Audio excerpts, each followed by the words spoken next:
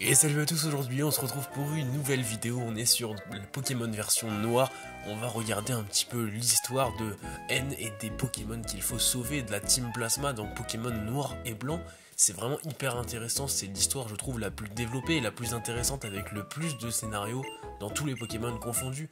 On oublie les Pokémon des nouvelles générations qui les histoires sont vraiment plates et n'ont pas trop de fond, les anciennes ont du fond mais sont quand même assez enfantines. Là on a vraiment un problème assez profond et on l'étudie avec N. On regarde alors ce qui se passe avec une petite réunion de la Team Plasma dès le début de l'aventure. Ici comme vous le voyez on arrive à Arabelle et on a dès le début de l'aventure un espèce de speech de la Team Plasma et on a exactement le speech de la libération. On a Getis qui nous dit qu'il faut libérer les Pokémon et on a la problématique qui est introduite juste avant la première arène. On n'a même pas commencé l'aventure Pokémon en vrai qu'on a déjà le premier speech qui se passe et on découvre vraiment la problématique dans son ensemble.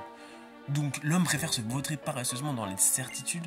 Ne les avez-vous jamais remises en question?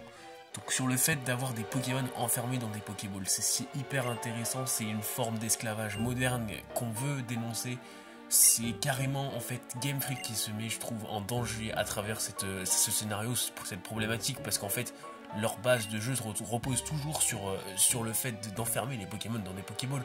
Ils se questionnent eux-mêmes sur ça en incluant des antagonistes qui ne le sont pas vraiment en réalité dans Noir et Blanc, mais des antagonistes en apparence qui veulent sauver les Pokémon et aller à l'encontre du système que Game Freak a imposé depuis des années.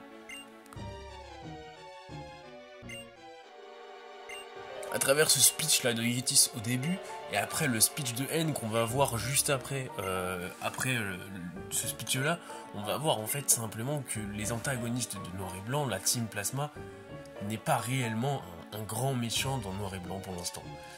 On verra, c'est d'où l'importance, je pense que la plupart des gens n'ont pas compris, on verra que dans Noir et Blanc 2, l'importance de ce 2, de cette 5G+, on va dire, c'est justement le fait d'inclure le côté obscur on va dire de la Team Plasma et d'inclure un vrai antagoniste alors qu'en fait on n'avait pas de réel antagoniste à Noir et Blanc, enfin je trouve pas, c'est pas en tout cas ce qui me saute aux yeux.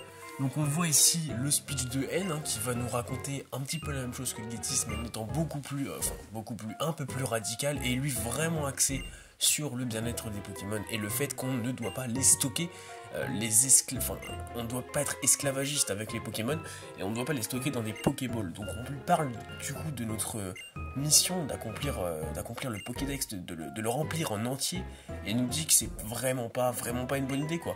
Donc on va voir comment petit à petit de l'histoire, au fur et à mesure de Noir et Blanc, on va acquérir la confiance de N jusqu'au moment où il va nous donner même son Reshiram. Donc ça c'est quand même vraiment bien et on va voir au fur et à mesure de Noir et Blanc aussi comment la Team Plasma devient de plus en plus sombre on va dire et est influencée autour de la sphère de Getis et ses envies expansionnistes. C'est hyper intéressant et Noir 2 en fait c'est le prolongement de l'histoire. Peut-être que la ville, peut-être qu'Unis n'est trop développée, où il y a des choses en trop, mais en tout cas l'histoire c'est vraiment un prolongement du scénario qui est vraiment hyper intéressant je trouve. On a pu alors faire un petit tour sur ce qui fait pour moi la meilleure version de Pokémon, c'est la 5G, c'est ce qui fait la meilleure version de Pokémon, c'est cette histoire-là qui est vraiment hyper recherchée. Maintenant, elle est repérée trop tard. On va dire qu'elle mérite plus, mais beaucoup de gens n'aiment encore pas. Et surtout, beaucoup de gens ne comprennent pas ou n'aiment pas Noir et Blanc 2, alors que je trouve que c'est vraiment des versions hyper recherchées, encore plus que Noir et Blanc, qui étaient déjà les meilleures versions qui puissent exister. Et je trouve que Game Freak s'est bien planté ensuite en mettant la 7G, en mettant des générations après encore hyper différentes, Alola et tout ça, dans Soleil et Lune. Enfin, c'était vraiment pas une bonne idée. Après, dites-moi votre avis en commentaire, n'hésitez pas à me donner votre version préférée, à me commenter l'histoire de la 5G, à me dire ce que vous préférez dans la 5G et ce que vous n'aimez pas. Je serai ravi de les lire les commentaires et de répondre. Sur ce, c'est déjà la fin de la vidéo, j'espère qu'elle vous aura plu, n'hésitez pas à liker, à laisser un petit commentaire du coup, et je vous dis à très bientôt pour une nouvelle vidéo. Salut!